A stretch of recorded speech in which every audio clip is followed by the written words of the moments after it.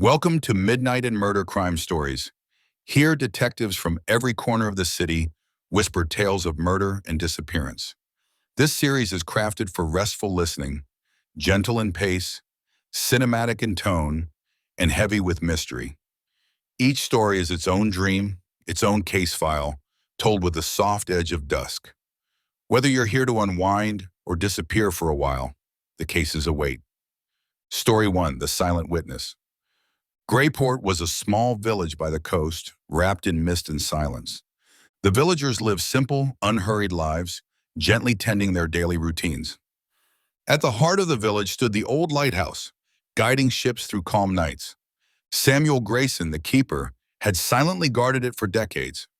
Samuel was quiet, reflective, rarely mingling, yet always present in villagers' lives. One foggy evening, the lighthouse failed to shine, unnoticed at first in the calm village. Whispers slowly spread, softly, cautiously, through homes and shops. Villagers gathered quietly by the docks, staring up at the dark lighthouse. Calls to Samuel went unanswered, gently alarming the small community. Mayor Alice Brenton quietly decided to call for help, worried yet composed. Detective Eleanor Harper arrived the next morning, stepping softly into Grayport. She felt the quiet unease hanging over the village as she began calmly asking questions. The villagers spoke softly of Samuel, respectful yet distant in their descriptions. Eleanor sensed a mystery hidden in their calm words, hinting at unspoken truths. She quietly promised herself she would uncover Samuel's silent story. Eleanor walked calmly toward the lighthouse, taking in its weathered details. Inside, the silent room spoke volumes, filled with simple belongings and solitude. In Samuel's neat bedroom, she found carefully preserved letters and old photographs. Among them was a faded photo of a young woman, smiling softly at Samuel. A worn diary lay quietly on the bedside table, its entries meticulously penned. She gently flipped through pages, noticing Samuel's reflective and thoughtful tone. One entry described a gentle disagreement with someone named Albert, years prior. Curious, Eleanor softly noted this and proceeded to the village cafe for insights. There she met Albert, a quiet elderly man sipping tea in reflective silence. Albert spoke quietly of Samuel, mentioning subtle disagreements about the lighthouse's future. Eleanor gently probed, learning the lighthouse was to be modernized soon. Albert seemed calm, yet pensive, quietly avoiding further details. Eleanor thanked him warmly, sensing hidden layers beneath his quiet demeanor. As she left the cafe, villagers whispered quietly, watching her closely.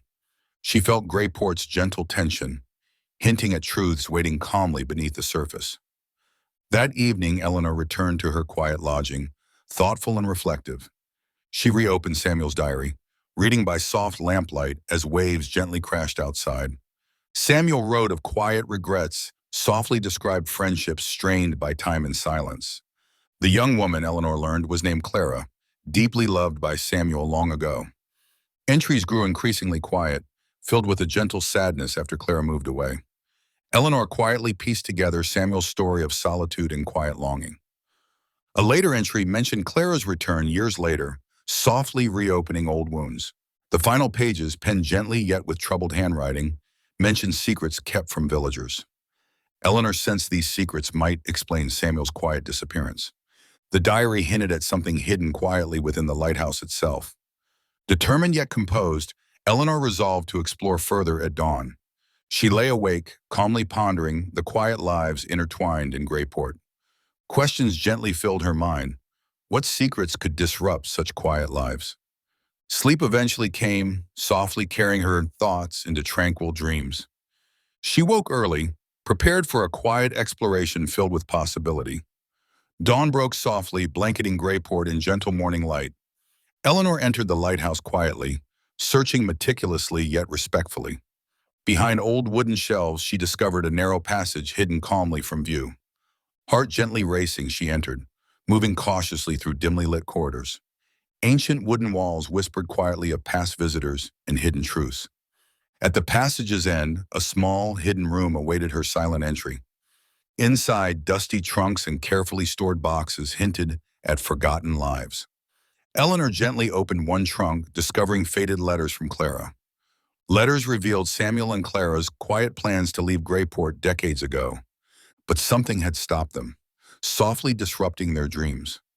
Letters ended abruptly, leaving Eleanor calmly puzzled, yet intrigued. Another trunk contained faded blueprints, suggesting the lighthouse concealed more secrets. She softly traced the plans, discovering a hidden chamber beneath the lighthouse. Resolving to uncover it, Eleanor exited quietly, thoughtful and reflective. Villagers watched quietly, sensing her gentle discoveries and growing anxious. Eleanor gently approached Albert, calmly asking about the hidden chamber. Albert hesitated softly, finally revealing quietly held village history.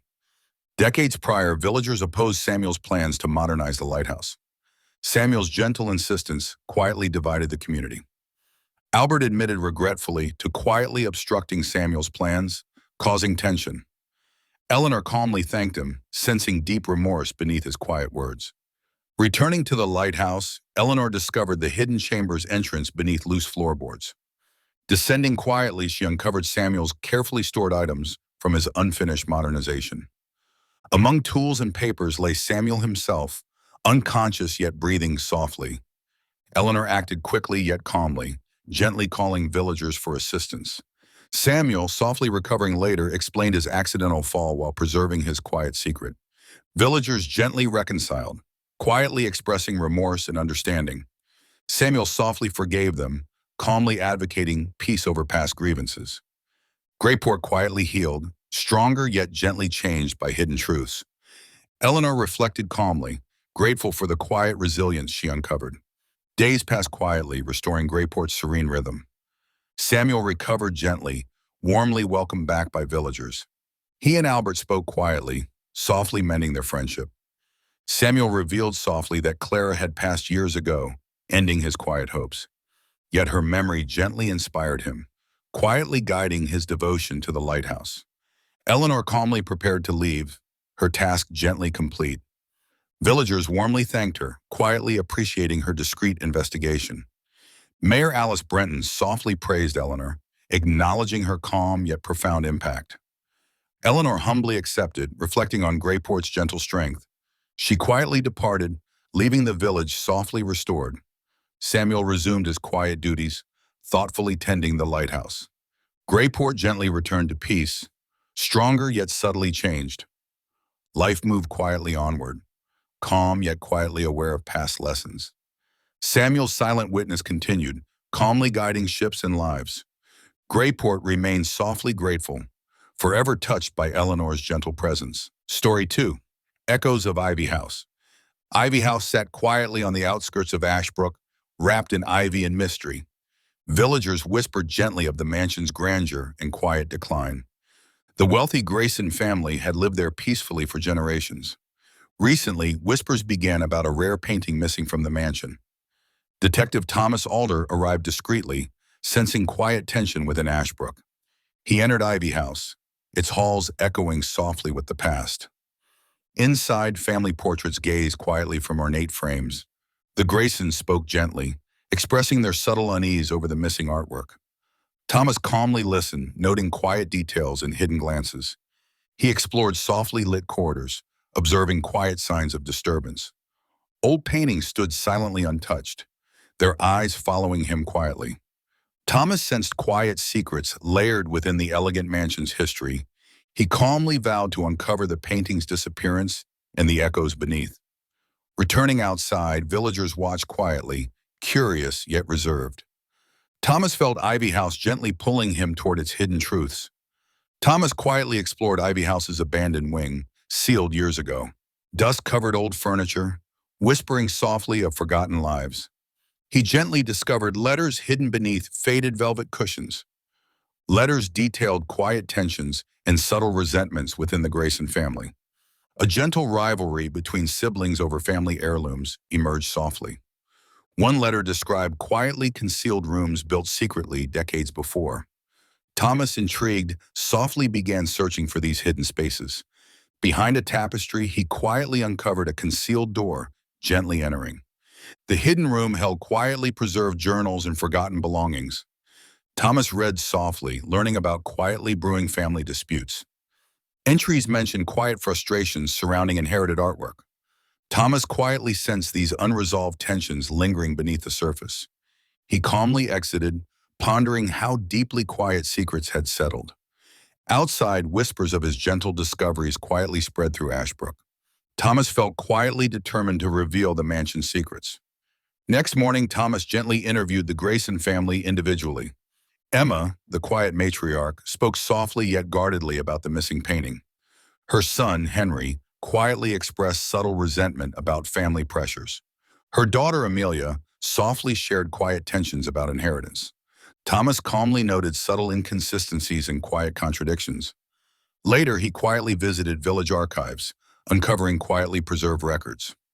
Records revealed quiet disputes involving Emma's late husband, Jonathan. Jonathan had quietly planned to sell artwork, upsetting family quietly. Thomas sensed this quiet decision had deeply unsettled the household.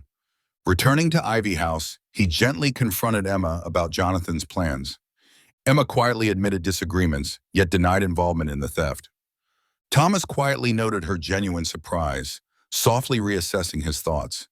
He gently assured her he would quietly solve the mystery. Emma softly thanked him, quietly hopeful, yet uncertain. Thomas left Ivy House quietly determined to find the truth. Returning at dusk, Thomas calmly explored Ivy House's hidden passages. Behind paneling, softly lit corridors quietly revealed forgotten history. Thomas gently discovered hidden alcoves containing quietly stored valuables. One alcove was empty, softly indicating recent disturbance. Following quiet footprints in dust, Thomas discovered a forgotten exit. This hidden passage quietly led him to the gardens behind Ivy House. Gently hidden behind hedges, he quietly found traces of recent activity. Footprints softly disappeared toward the caretaker's cottage nearby. Thomas quietly approached the cottage, softly knocking on the door. James, the elderly caretaker, calmly greeted him with quiet warmth. Inside, Thomas softly noted faint marks of recently moved items. James quietly denied involvement, softly uneasy yet respectful. Thomas sensed quiet fear beneath James's gentle demeanor. He calmly left, aware of subtle clues quietly falling into place. Night fell gently, quietly surrounding Ivy House in deeper mystery. Thomas softly returned to the archives, quietly reviewing caretaker records. James had gently served Ivy House for decades, faithfully yet quietly. Yet records quietly showed he had hidden debts subtly growing. Thomas calmly realized James had quiet motive, but lacked certainty. Returning to Ivy House, Thomas gently observed interactions quietly. He noticed Henry and Amelia quietly avoiding each other subtly. Thomas quietly approached Amelia, calmly asking about recent events. Amelia softly admitted quietly discovering James's debts. She quietly suspected James but felt gently conflicted. Thomas calmly reassured her, softly promising discreet resolution. He gently considered quietly confronting James once more. However, a quiet intuition suggested deeper layers beneath. Thomas resolved quietly to explore hidden passages again, calmly. He gently prepared, softly determined to uncover quiet truths. Night quietly settled, gently inviting deeper exploration. Thomas calmly re-entered hidden passages, softly attentive to subtle clues. In quiet darkness, he gently noticed overlooked compartments previously unseen. Inside, quietly hidden documents revealed subtle family disputes. Letters softly described a quiet alliance between James and Henry. Thomas gently realized Henry quietly resented inheritance decisions deeply. Documents quietly suggested Henry encouraged James subtly to act. Thomas calmly understood subtle complexities beneath family dynamics. He quietly returned upstairs, gently confronting Henry calmly. Henry softly admitted quietly conspiring, yet denied direct involvement. He quietly revealed the painting gently hidden at James's cottage. Thomas calmly summoned James, softly resolving quiet confrontation. James gently confessed quietly, remorseful yet relieved. Emma quietly forgave both softly, restoring gentle harmony. Ivy House quietly resumed peace, subtly changed yet gently healed. Thomas calmly departed, leaving echoes softly resolved. Story 3, Midnight in Willow Creek. Willow Creek nestled quietly between gentle mountains, peaceful and unnoticed. Life in this serene village moved softly, shaped by quiet rhythms and familiar faces. Recently, subtle changes disrupted this gentle harmony. Minor thefts, whispered unease. Detective Leah Brooks arrived quietly, observing villagers' muted concerns. Leah softly interviewed residents, sensing an unspoken tension beneath quiet smiles. Storekeeper Martha spoke gently of missing trinkets, unsettled yet calm. Elderly Mr. Fletcher quietly described vanished heirlooms, carefully choosing words. Leah calmly gathered subtle clues, noting delicate patterns emerging. All villagers mentioned the solitary recluse, Owen, living softly outside town. Whispers about Owen held quiet suspicion, mingled with gentle sympathy. Leah decided softly to visit Owen, sensing a deeper story waiting calmly. She quietly approached his cabin, nestled softly among silent trees. The cabin stood gently isolated, quiet smoke rising slowly from its chimney. Leah softly knocked, stepping back, patiently waiting in the calm silence. The door opened gently, revealing Owen's quiet, watchful eyes. Owen softly invited Leah in, his voice calm yet guarded. Inside, the cabin was peaceful, carefully maintained, quietly ordered. Leah gently questioned Owen, noticing his quiet discomfort subtly. He softly spoke of solitude, quietly denying involvement in village disturbances. Yet Leah felt gently drawn towards subtle details in Owen's careful manner. Leaving quietly, Leah walked back, pondering calmly under whispering trees. She revisited villagers, softly probing their gentle recollections of Owen. Slowly, quiet admiration emerged from subtle misunderstandings. Villagers softly acknowledged Owen's quiet kindness, his careful detachment. Leah softly sensed the village misjudged Owen, their quiet fears misplaced. She calmly resolved to explore other quiet possibilities, gently refocusing. Leah softly visited Martha again, quietly probing deeper into recent events. Martha gently admitted quiet worries about strange nightly lights near the woods. Leah quietly decided to investigate softly, sensing hidden layers beneath. Night fell gently, softly encouraging quiet exploration. Under gentle moonlight, Leah quietly observed from the forest's calm edge. Soft lights flickered quietly in distant trees, guiding her careful steps. Leah moved gently forward, softly drawn toward quiet activity ahead.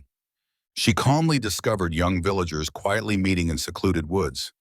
They softly revealed quiet efforts to solve the thefts themselves subtly. Leah gently learned they'd quietly followed clues leading toward Owen mistakenly.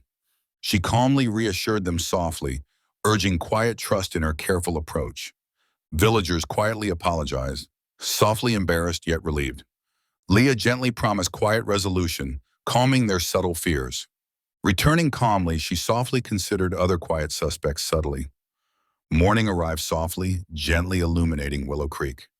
Leah quietly revisited Mr. Fletcher, gently reviewing subtle details. He softly mentioned quiet unease about strangers calmly visiting recently. Leah carefully noted this new quiet information, sensing subtle implications. She calmly planned her next quiet steps thoughtfully. Leah quietly discovered subtle clues of recent visitors staying briefly. She gently interviewed innkeeper Helen, softly gathering quiet descriptions. Helen calmly spoke of strangers quietly passing through, subtly suspicious. Leah softly noted quiet patterns aligning with recent subtle thefts. She gently tracked visitors' quiet paths, uncovering subtly disturbed forest areas. Careful searches quietly revealed hidden caches softly storing stolen items. Leah calmly collected quiet evidence, gently piecing together quiet puzzles. She softly realized Owen quietly became an unintended scapegoat, subtly. Returning gently to Owen, Leah softly apologized quietly.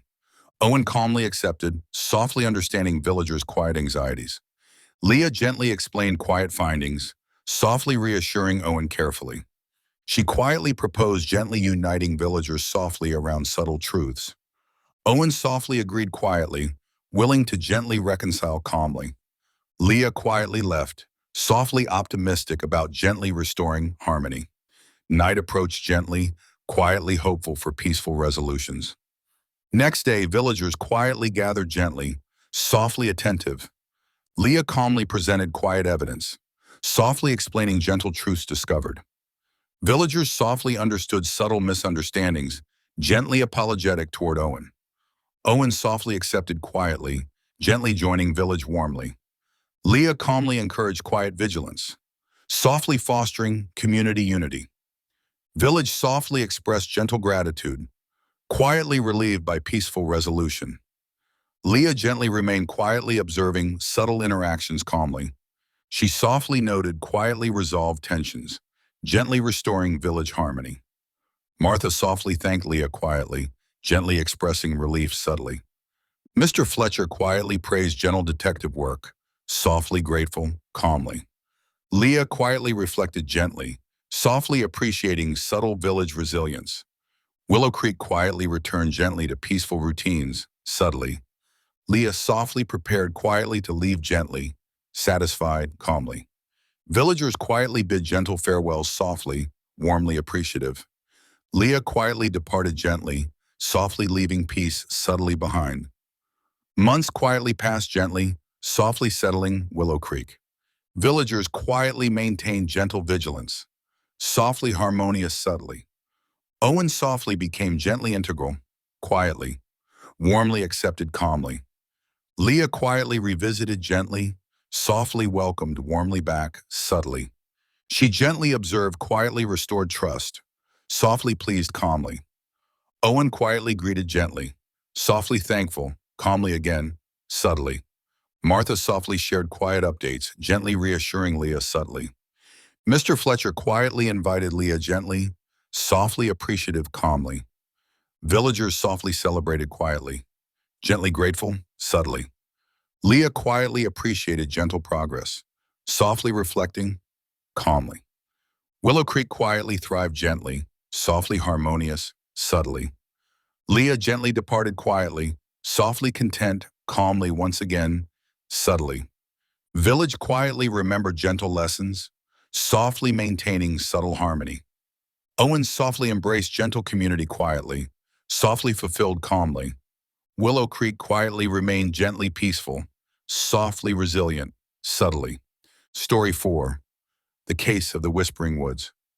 Detective Noah Graham arrived quietly in Elm Hollow, a village cradled gently by dense woods. Villagers spoke softly about strange lights flickering gently within Whispering Woods. Local historian Clara gently explained recent disturbances subtly troubling villagers. Noah calmly listened, noticing quiet concern hidden beneath calm expressions. He quietly decided to visit the abandoned woodland estate, rumored gently to be haunted. Walking softly through peaceful streets, Noah observed quiet details thoughtfully. Entering the woods gently, he felt softly watched by quiet shadows. The estate emerged quietly from among trees, silently majestic and calmly aged. Inside, gentle decay whispered quietly of forgotten times. Noah calmly explored quietly creaking rooms, softly absorbing subtle clues. Old portraits quietly stared gently, whispering silent stories subtly. In one quiet room, Noah gently found recent footprints softly outlined. Intrigued, he softly traced their quiet path, noting subtle signs of recent activity. He quietly pondered who else might calmly visit this gentle ruin. Evening fell softly, prompting Noah to quietly return to the village thoughtfully. The next morning, Noah gently interviewed villagers softly over warm tea. Old John, caretaker of village folklore, spoke quietly about past estate residents. His gentle voice whispered softly about mysterious disappearances decades prior. Clara softly provided historical documents quietly hinting at unresolved mysteries. Noah calmly noticed quiet links between past events and current subtle disturbances. He softly revisited the estate, carefully examining quiet areas previously overlooked. Behind a gentle tapestry, Noah quietly found hidden compartments softly concealed. Letters whispered quietly of past conflicts, gently troubling the estate's history. Noah gently connected these quiet documents with subtle village legends. Returning softly to the village, Noah calmly shared gentle discoveries with Clara. Together, they quietly examined historical records, softly piecing gentle truths. Noah calmly recognized subtle patterns quietly connecting past and present. He softly decided further quiet exploration was calmly necessary. Night gently approached, softly inviting Noah into Whispering Woods again. He quietly prepared, softly determined to uncover hidden truths calmly. Moonlight gently guided Noah quietly through peaceful woods softly. Approaching the estate, he softly noticed quiet movement gently ahead. Carefully following, Noah softly tracked quiet footsteps toward estate ruins. He calmly observed villagers quietly meeting in subtle secrecy, softly. Villagers softly explained quietly investigating the wood's gentle disturbances. They gently revealed quiet suspicions, subtly pointing to outsiders calmly. Noah quietly reassured them softly, promising calm and gentle resolution. Villagers softly apologized quietly for subtle secrecy, gently. Noah calmly encouraged quiet trust, softly refocusing their gentle energy. Returning quietly, Noah softly reconsidered subtle village tensions gently. He quietly visited Clara again, softly discussing gentle revelations calmly. Clara gently revealed quiet concerns about recent subtle strangers quietly visiting. Noah softly noted quiet significance, calmly planning subtle next steps. He quietly departed gently, softly sensing deeper layers beneath gentle tranquility. Night quietly deepened gently, softly prompting further quiet reflection, calmly. Morning quietly brought Noah gently back to historical documents softly. He calmly uncovered quiet accounts gently revealing subtle village conflicts. Subtle rivalries quietly persisted gently through generations, softly. Noah gently realized these quiet tensions softly influenced current disturbances calmly. Returning softly to Whispering Woods, he quietly discovered gently hidden areas subtly disturbed. Quiet evidence gently pointed subtly toward quiet intruders softly. Noah calmly collected gentle clues, softly considering quiet implications, subtly. He softly decided quiet confrontation calmly was gently necessary. Subtly. Villagers quietly listened gently as Noah softly explained subtle discoveries calmly. They gently understood quiet influences, subtly unsettling village harmony, softly. Noah calmly united villagers gently around subtle truths softly. Quiet agreement gently restored subtle trust softly among villagers calmly. Noah quietly observed gentle reconciliation softly unfolding, subtly. Night quietly embraced village gently, softly hopeful, calmly again, subtly. Noah softly felt quiet relief gently, calmly satisfied softly. Days gently passed quietly, softly restoring village tranquility, subtly. Noah quietly revisited estate gently, softly reflective, calmly. He softly explored quiet rooms gently, once disturbed subtly. Quiet history gently whispered, softly peaceful resolutions calmly. Noah softly felt gentle gratitude quietly from villagers subtly. Clara softly thanked him gently, quietly appreciative calmly. Old John softly expressed gentle admiration quietly. Noah gently accepted quiet gratitude softly, calmly modest, subtly. Village softly resumed gentle harmony quietly, subtly aware calmly. Noah quietly prepared gentle departure softly, satisfied calmly. Villagers gently bid quiet farewell softly, warmly subtle, calmly. Noah quietly left gently, softly peaceful, subtly. Village softly remembered quiet lessons gently learned calmly. Whispering Woods quietly returned gently to peace, softly subtly. Elm Hollow gently thrived quietly, softly resilient, calmly again, subtly. Story 5. Shadows on Stillwater Lake. Stillwater Lake was known for its mirror-like waters and tranquil charm. The villagers lived gently, their lives shaped by peaceful days and quiet evenings. But when historian Martin Reed was found unconscious by the lakeside, murmurs began. Detective Anna Gray arrived quietly, called in by the town's mayor. She moved softly through the sleepy town, noticing hushed concern behind polite greetings. Martin, now recovering slowly, had been researching a local legend before his incident. Anna visited the lakeside where Martin was found, the stillness holding subtle tension. A broken lantern, a waterlogged notebook, and a single muddy footprint stood out. The townsfolk spoke softly of dreams and folklore linked to the lake's depths. Anna made gentle inquiries, quietly gathering small threads of conversation. She visited the town library, where Martin had spent his last days of research. The librarian mentioned Martin's fascination with a 19th century disappearance. Anna took notes silently, tracing names and locations mentioned in old records. The sun set slowly over the lake as Anna reflected on the town's calm but curious mystery. A storm was softly brewing beneath Stillwater's peaceful surface. Anna revisited Martin, now well enough to speak in whispers. He mentioned a half-written manuscript hidden behind a false panel in his study. With quiet permission, Anna explored his cottage near the lake. Behind shelves of books and a model ship, she found the secret compartment. Inside, aged documents, sketches of the lake, and pages from Martin's manuscript. It described a woman named Evelyn Carter, who vanished in 1883. Martin believed her fate was tied to an unmarked island on the lake. The pages suggested she'd uncovered secrets someone had buried. Anna copied passages carefully, the narrative full of calm suspense and mystery. She brought them to the librarian, who recognized the Carter family name. They traced Evelyn's lineage to a reclusive widow living nearby, Mrs. Tamsin. Anna visited her next, greeted by wind chimes and fragrant herbs. Mrs. Tamsin was serene, her voice quiet, but her eyes held deep memory. She confirmed Evelyn was her great-aunt and had kept her story quiet. A family locket, passed down through generations, had recently gone missing. That evening, Anna walked along Stillwater Lake, following her instincts. The water shimmered under the moon, whispering secrets of the past. She met young Henry, who kayaked often and had seen someone on the island recently. He described a figure, tall, wearing a long coat, moving between trees at dusk. Anna thanked him gently and made plans to visit the island by rowboat. She arrived just after sunrise, the air cool and the lake serene. Among wild grasses, she found remnants of a campfire and old iron tools. A stone foundation hinted at an old cottage, long forgotten. Anna felt the quiet weight of history as she took careful photographs. Beneath a pile of stones, she uncovered a weathered box, inside a journal. The entries were Evelyn's, detailing her discovery of town corruption.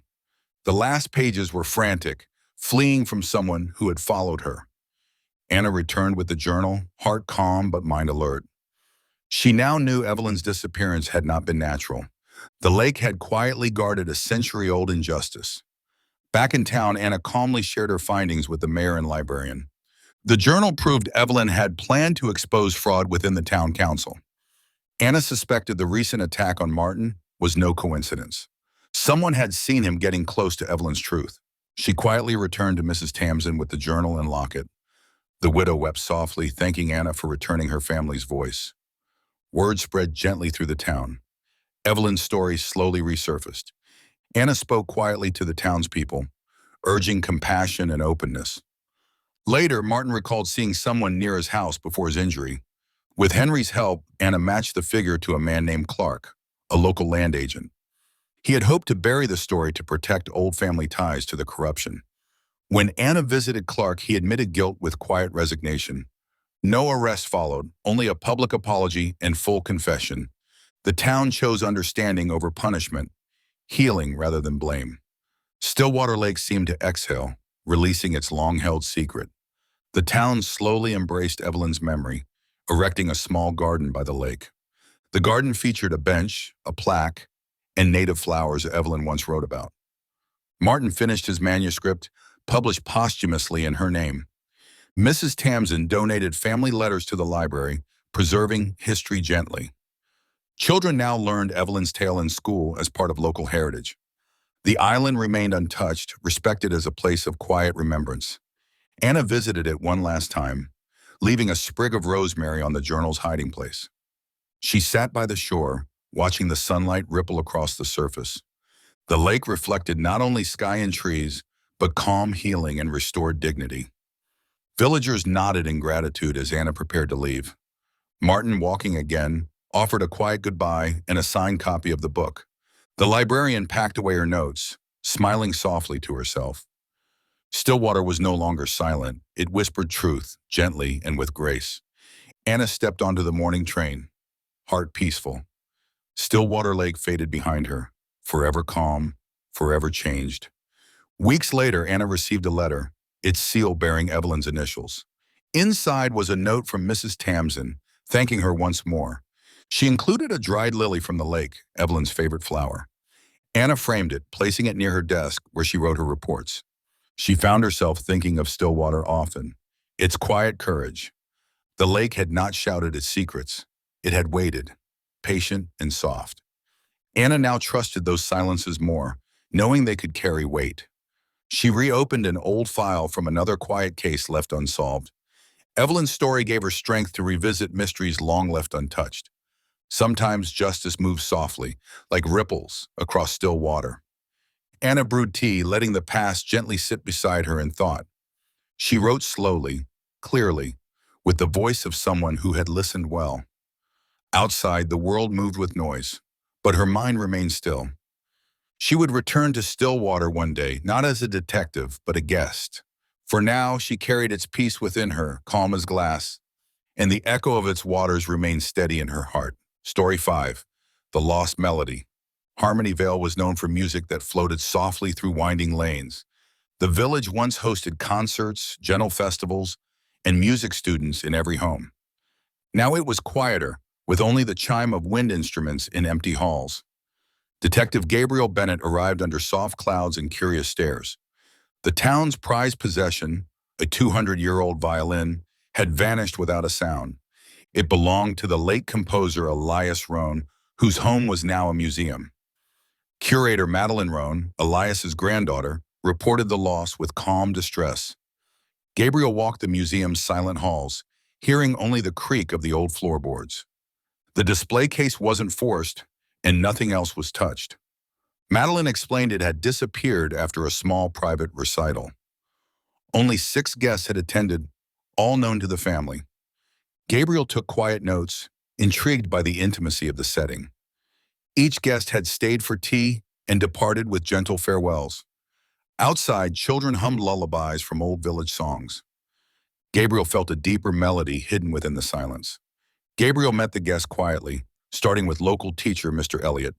Elliott spoke fondly of Elias Rowan and admitted a lifelong fascination with his work. He shared a copy of Elias's unpublished compositions, a rare treasure. Gabriel noted Elliott's hands trembled slightly when holding the sheet music. Next, he visited Claire and Louise, sisters who had grown up playing duets. They softly recalled Elias mentoring them in childhood, encouraging harmony over skill. Louise confessed she had once been promised the violin, then quietly denied it. Clara dismissed it with a smile, but Gabriel sensed unease behind her eyes. At the final home, Gabriel met Thomas Brandt, a traveling violinist. He had played at the recital, the last person to touch the violin. Thomas spoke with passion, but his tone was quiet, respectful of the missing heirloom. He denied wrongdoing but admitted envy over the instrument's history. Gabriel returned to the museum, reviewing recital footage and guest placements. Nothing unusual appeared, just laughter, tea, and soft music. But one song played that night didn't match Elias's style. That unfamiliar song stuck in Gabriel's thoughts, a dissonance in a peaceful evening. He asked Madeline for Elias's handwritten compositions to compare. In the margins of one, Gabriel found a melody matching the unknown piece. Madeline confirmed it had never been published or shared. It was personal. This suggested someone had studied Elias's private notes. Gabriel quietly returned to Mr. Elliott, presenting the sheet music. Elliott turned pale, quietly admitting he had broken into Elias's journal years ago. He said he only wanted to understand Elias's genius, not to steal. Gabriel believed him. His reverence was too deep, his fear too sincere. Next, he visited Clara again and softly brought up the song. She hesitated, then admitted she'd practiced it in secret, from memory. Her sister Louise had found out and was quietly furious. Gabriel gently interviewed Louise again, this time watching her closely. She revealed she had hidden the violin to keep it in the family. It was now in her attic, wrapped in Elias's concert scarf. Gabriel and Madeline retrieved the violin together, silence hanging between them. Madeline wasn't angry, only saddened that it had come to secrecy and pride. She and Louise spoke privately later that evening. Word spread gently through the village. The violin had returned. No charges were filed. The village sought peace, not punishment. Louise publicly apologized during a quiet gathering at the music hall. Clara played the restored violin, and its voice rang through the air like forgiveness. Children sat on the floor, swaying softly to the music. Gabriel stood at the back, listening, more observer than enforcer. Harmony Vale felt whole again, its stillness gently filled with song. Madeline reopened the museum with an exhibit about honesty and loss. Elliot contributed Elias's marginalia, humbly offering it to the archive. The community embraced the past with a gentler understanding. Gabriel took a final walk through the village, hearing quiet melodies in the breeze. It was the sound of healing. Before leaving, Gabriel visited Elias Rohn's grave. On's grave beneath the old elm. Someone had left a dried flower and a handwritten note. Your melody lives. He added his own small gesture, a tuning fork engraved with Elias's initials. The town bell rang the hour softly, as if marking a change in tone. Gabriel had solved many cases, but this one left him tender. It reminded him that not all mysteries end in guilt. Some end in growth. Back at the inn, Madeline gave him a parting gift, a copy of Elias's lullabies. Gabriel packed his things and paused at the window. Below, villagers gathered in the square, singing softly. Their harmony wove past and present into a gentle promise. He knew he'd carry this case with him, not as a burden but a reminder of beauty preserved, of truths uncovered without shouting. His train departed at dusk, humming along with Elias's notes. Harmony Vale slowly faded, but its music stayed. And somewhere within him, Gabriel hummed along. Weeks later, Gabriel played one of Elias's pieces at home. The violin he used was old, scratched, and loved. It sang imperfectly but sweetly. He recorded it, sent the file to Madeline, and received a quiet thank you in return. The world outside buzzed with louder noise, but he found stillness within. He began writing a small piece inspired by Harmony Vale. It was soft, nostalgic, and slow, like a walk through leaves in autumn. He called it The Lost Melody. As he composed, images returned. Louise in tears, Clara playing, Madeline smiling. He remembered the feeling of peace settling in a once wounded place. Music had been the mystery, the motive, and the answer. Gabriel now trusted the silences between notes more than ever. They held truths words could not. One morning, he played his new piece on the porch. Neighbors paused to listen, and Harmony Vale lived again, through every note. Story 6, Garden of Secrets. Rose Hollow was a village of blooms, birdsong, and quiet traditions. Every summer, it hosted a prestigious garden competition with old roots. This year, however, whispers stirred beneath the petals. The mayor's prized roses had vanished overnight, cut, not stolen whole. Detective Maya Flores arrived under soft morning clouds, notebook in hand. The mayor greeted her with a strained smile, gesturing toward the trimmed stems. Maya walked the garden paths, noting careful footprints and clippings. Neighbors gathered by fences, murmuring gently with worry and curiosity. No signs of break-in, no tools left behind, just an air of quiet tension. The mayor suspected rival gardener Edith, whose roses were equally stunning.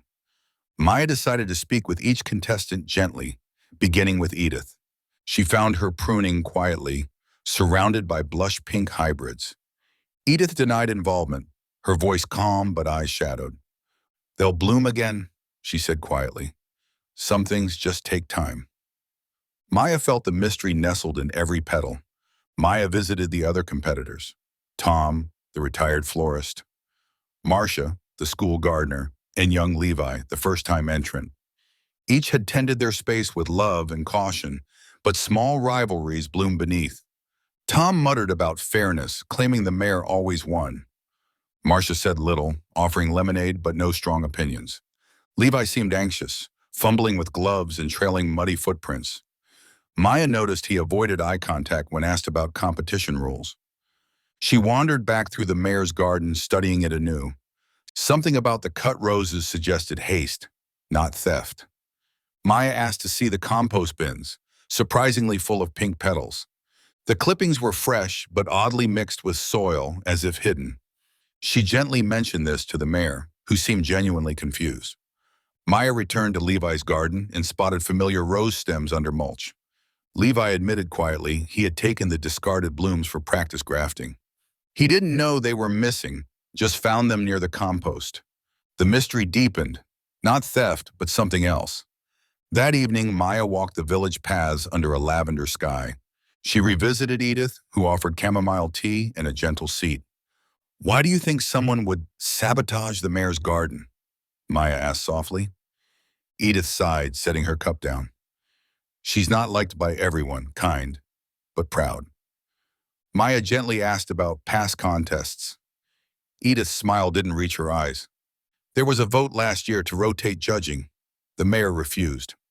Maya noted the subtle tension, old decisions quietly growing resentment. Back at the inn, Maya reviewed notes circling the mayor's name. Early next morning, she returned to Marcia's school garden. Children played nearby, but Marcia seemed restless. When asked about the missing roses, she paused too long before answering. "It's just flowers," she finally said, though her tone faltered. Maya quietly examined her compost pile, nothing suspicious but freshly turned. The pieces were coming together slowly like roots winding underground. This was not a single act, but something planted deeper. Maya called a small meeting with all contestants in the town square. She gently explained her findings. The roses were cut, not stolen. They had been found partially in compost, partially in Levi's mulch. She clarified Levi's role: innocent, curious, and unaware. A murmur passed through the group as eyes turned toward Marcia. She stood quietly, hands clasped. "I did it," she said at last.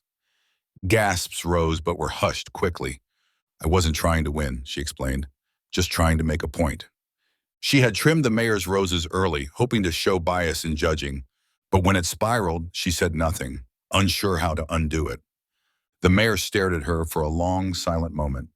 Then, to everyone's surprise, she nodded. "Perhaps it's time for someone else to win," she said softly. And just like that, the garden gates reopened with new air. Maya stayed a few more days, watching the town slowly adjust. The competition resumed, and laughter replaced suspicion. Levi's creative designs drew praise. Edith won a ribbon for originality. Tom begrudgingly smiled when Marcia's sunflowers were voted crowd favorite. The mayor stepped back gracefully, helping children plant a shared flower bed. Maya joined a twilight gathering, sipping cider under lantern-lit trees.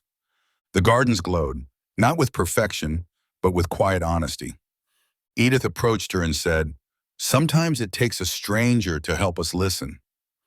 Maya smiled, watching petals sway in the soft wind. Peace had returned, but something deeper had bloomed.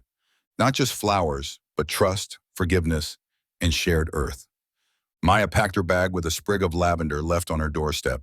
She waved goodbye as she passed the old rose arch. There was nothing left to solve, only a village quietly growing. Back in her quiet city apartment, Maya planted the lavender on her balcony. Its scent reminded her of chamomile, old songs, and warm sunlit paths. She wrote her report gently, with fewer words and more reflection. Garden cases were rare, but this one stayed with her. She printed a photo Edith had sent, the town's new sign carved in wood. Rose Hollow, where things bloom slowly. Maya pinned it to her corkboard beside pressed leaves and small thank you notes. Some cases ended in arrests, others in quiet understanding. She preferred the latter, when possible. As spring warmed the city air, her lavender plant thrived. Every time she watered it, she remembered Rose Hollow, a village where secrets grew like ivy, but truth, like roses, found the sun. And in the stillness of morning, Maya could almost hear birdsong from that quiet valley. It was enough. It always would be. Story 7, The Forgotten Notebook. Rain fell gently over cobblestone streets as Detective Henry Stanton entered the bookshop. He was there on no official duty, just chasing the calm of old paper in quiet corners. The owner, a stooped man named Walter, waved him in with a silent smile. Near the back, tucked in a stack of unsorted donations, Henry found a leather-bound notebook. It was aged but sturdy, filled with neat, cryptic notes and sketches. There was no name, only a date on the inside cover. March 3rd, 1976. Henry flipped through, noting diagrams of streets, initials, and phrases like, "He never returned." His curiosity piqued. He asked Walter where it came from, but the shop owner wasn't sure. "It came in with a widow's donation," he said, "box of things from her husband's study." Henry purchased it quietly and took it home, intrigued by the quiet mystery it held. That evening, with tea steaming beside him, He read the entire notebook. It seemed to document a quiet investigation, a search for a missing person. Each page was thoughtful, methodical, almost meditative. Henry recognized some of the streets and landmarks. This was local. He knew he couldn't leave it alone. The next day, Henry visited the town archives, gently combing through old police records. He found a missing person case from 1976. Daniel Hargrove, age 32, never found. According to the file, Daniel was a historian who had been researching local legends. Friends described him as quiet, meticulous, and fascinated by old architecture. Henry returned to the notebook, matching landmarks to current locations. One address stood out, a long abandoned boarding house on Sycamore Lane. It had burned partially in the 1980s, now condemned and fenced off. Henry visited it anyway, walking its perimeter slowly, observing the cracked foundation. Behind the fence near the rear wall was a rusted metal box barely visible in the ivy. Inside were brittle photographs, receipts, and a map Daniel had annotated. Henry examined the route marked on the map. It led from the boarding house to the library. At the library, he searched through the donation logs from 1976. One entry stood out, box labeled Hargrove, received March 5th. The date matched the day after Daniel was last seen. The mystery deepened in whispers, not shouts. Henry asked the librarian, Mrs. Kelsey, if the Hargrove box still existed. To his surprise, she returned with it from the restricted archives. Inside were letters, booklets, and Daniel's research on a figure called the Architect. According to legend, the architect designed hidden rooms beneath key town buildings. Daniel had been tracing these stories, believing they concealed more than history. Henry found a final letter Daniel never mailed, addressed to his sister, Elaine. I think I'm close. If I don't come back, the notebook will explain everything. Henry sat in the library's quiet reading room, the letter trembling in his hands. He gently asked the clerk for town blueprints, anything public or declassified. Cross-referencing with Daniel's notes, Henry found a match beneath the old theater. He obtained permission to investigate, slipping inside under the stage. There, behind a loose panel, he found the entrance to a narrow brick passage. The air was dry, still, and heavy with quiet. He pressed on, lantern in hand. The passage led to a small underground room, walled in stone and dust. Shelves lined the walls, filled with journals, local maps, and empty glass bottles. A cot rested in the corner, with a wool blanket folded neatly on top. And there, beside the cot, was a second notebook with Daniel's name on it. The first page was dated 2 days after he was reported missing. I'm safe, I found it, but someone's watching.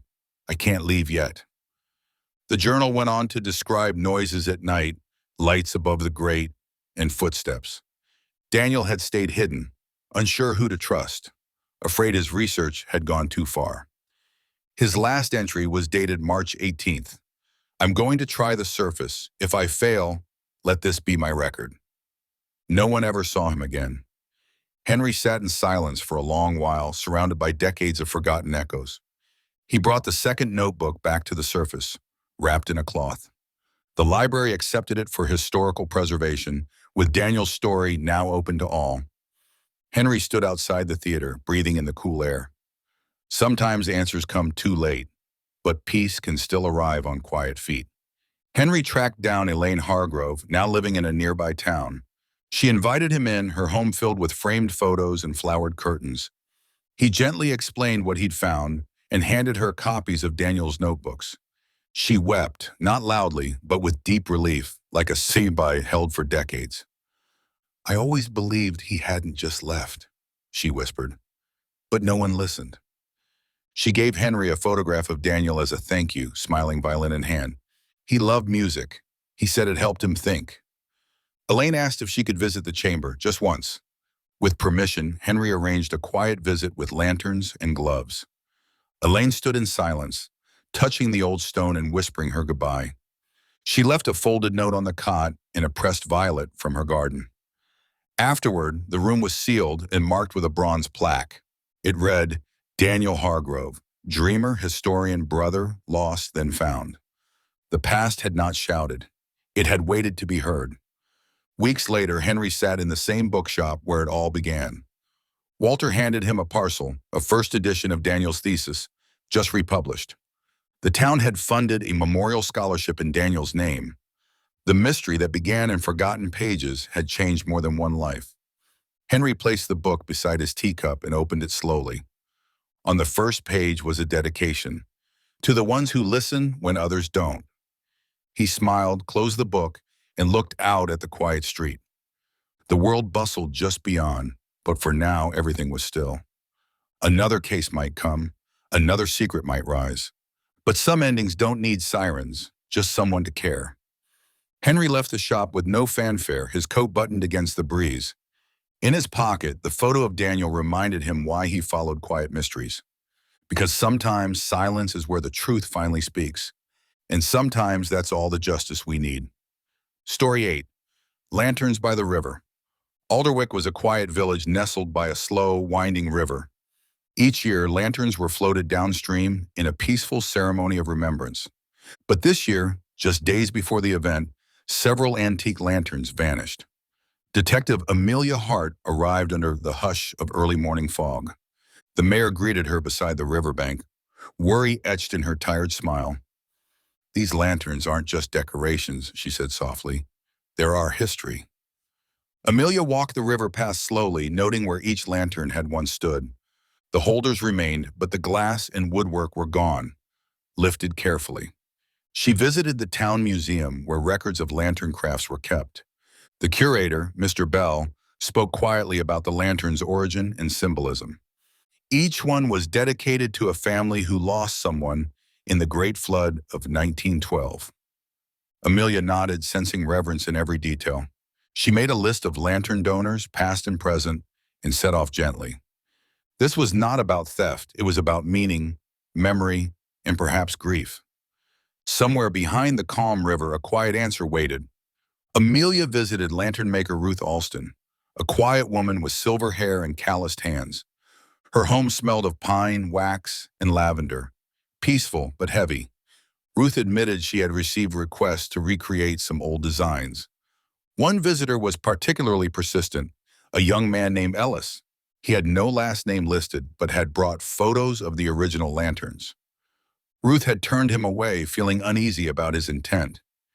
"He didn't speak of remembrance," she said, "just beauty, display." Amelia gently noted the description and asked for a sketch. Ruth provided one, tall, wiry, with dark eyes and a quiet voice. Amelia asked around the village and eventually found Ellis boarding at the old mill. The landlady described him as kind, quiet, and often gone by dusk. Inside his rented room, Amelia found sketches of lanterns pinned to the walls.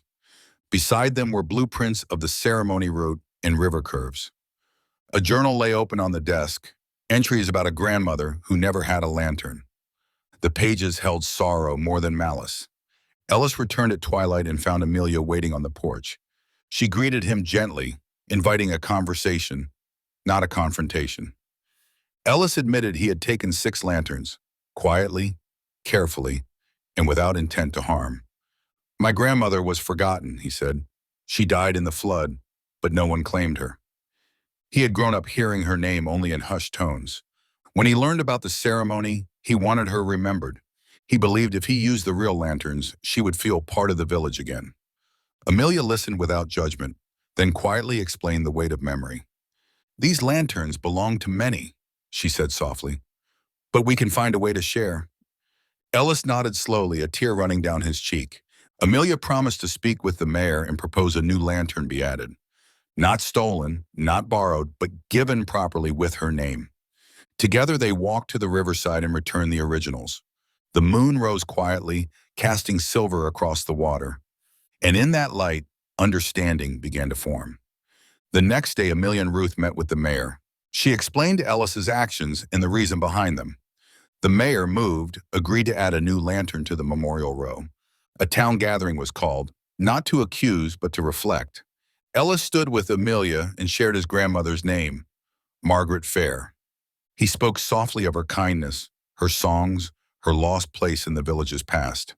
The townspeople listened, many with hands clasped and heads bowed.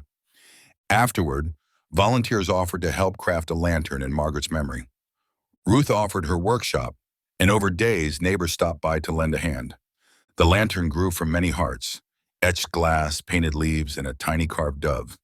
Ellis watched in quiet awe, his grief shifting into something gentler. Amelia stayed nearby, watching the town weave itself closer. History, she realized, was not just what's recorded, but what is remembered, and sometimes what is finally welcomed home. The ceremony resumed on the final Sunday of the month. The river was lined with villagers holding lanterns, new and old. Each was lit from within and lowered gently to the water's surface. Amelia stood beside Ruth, watching reflections dance over ripples. Margaret's lantern floated last, carried by Ellis with quiet pride. Soft music played, a violin, a flute, and the town watched in silence. Children asked about the lanterns, and elders told stories of those they honored. Grief and joy flowed together, like candlelight in motion. No one spoke of theft, only of memory, restoration, and grace. Amelia felt a peace she rarely encountered in her line of work. She thought of how many answers come from simply listening. When the final light faded downstream, a cheer rose, gentle and full. Not of victory, but of healing. And as stars filled the sky, Alderwick breathed again. Amelia stayed one more day, visiting the river alone at dawn. The water moved slowly, carrying petals left behind by villagers. At the museum, she wrote a small card to leave by the new display. It read, "Lantern of Margaret Fair, restored not by law, but by love." Ruth hugged her gently, pressing a rosewood pin into her hand. "For keeping the story whole," she said. Ellis planned to stay in Alderwick, apprenticing with Ruth to craft more lanterns. He wanted every forgotten name to glow again. As Amelia left town, the bells of the chapel rang a soft new chime. She smiled at the sound, steady as the current. Her train rolled away, river winding beside the tracks for miles. Lanterns no longer flickered only in memory. Now they lived on water, in glass, in names once unspoken. And Amelia carried them all in silence, like stars in her pocket. Story 9, Murmurs in Moonstone Manor. Moonstone Manor sat on the hill above Rosebridge, once a grand estate, now a tranquil retreat. Detective Oliver Grant arrived quietly, invited by a letter from the manor's owner. The letter mentioned a string of small thefts, trinkets, books, silverware, nothing dramatic. But the staff were uneasy, and the guests whispered of things gone missing in the night. Oliver checked in under the guise of a guest, blending into the quiet rhythm of the place. He wandered the gardens, the library, the tea room, places touched by silence and memory. Owner Lillian Moore greeted him that evening, her voice soft but certain. "Something's not right here," she said. "It's not the items, it's the feeling, the distrust." Oliver understood. Sometimes it wasn't the crime, it was the quiet it disturbed. He made a list of the guests and quietly began his observations. There was Mr. Pike, the chess-playing historian, Miss Alva, the sketch artist, the nurse Joan, and two married poets. All were calm, curious, but beneath the politeness, something shifted. The manor's calm was thinning, like fabric stretched at the seams. That night, another theft occurred, a locket from the reading room. Oliver stayed up, listening to the soft creaks of the floorboards above. The next day, Oliver spoke quietly with the staff, starting with the housekeeper, Miriam. She had been at Moonstone for over a decade and noticed recent unease. "There's no force," she said, "just things that slip away. No broken locks, no signs." Oliver asked about guest habits, who stayed in, who roamed. Miriam mentioned Miss Alva often sketched late into the night. Oliver approached Alva, who welcomed him into the garden with tea and pencil in hand. She showed him sketches of the manor's rooms, detailed and thoughtful. In one drawing, Oliver spotted something odd, a door where none existed. He gently asked her about it, and she blushed. "It's from memory, I dreamed it." That evening, he checked the hallway in question. The wall echoed hollow. Tapping lightly, he discovered an old servant passage, long sealed but not locked. Inside, footprints and dust told a quiet story. Someone had been using the passage to move undetected.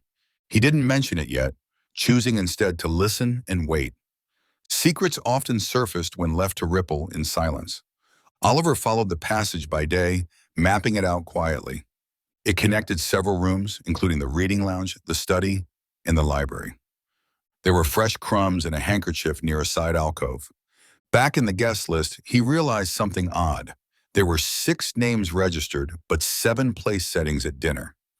He spoke with Lillian, who admitted a young woman, Alice, had arrived unannounced a week ago. She said she needed rest. She seemed fragile, and I didn't ask questions. Oliver found Alice in the conservatory playing piano softly. She was gentle, with distant eyes and careful words. When asked directly, she looked down. I didn't take anything. I only watched. She had lost her sister recently. Moonstone had once been their shared dream. The thefts, she admitted, were meant to be harmless. Just pieces to remember her sister by. Books they'd read together. Objects they once admired. I didn't mean for anyone to hurt, she whispered. Oliver nodded slowly. Some pain is quieter than grief, but just as deep. Oliver shared Alice's story with Lillian, who listened with hands folded. She's lost, but not beyond help, she said. They agreed to speak with the other guests, gently and with honesty. To Oliver's surprise, the guests responded with calm understanding. Miss Alva brought Alice a sketchbook, saying, Here, fill it with new things. The poets composed a poem in honor of lost sisters and left it at Alice's door.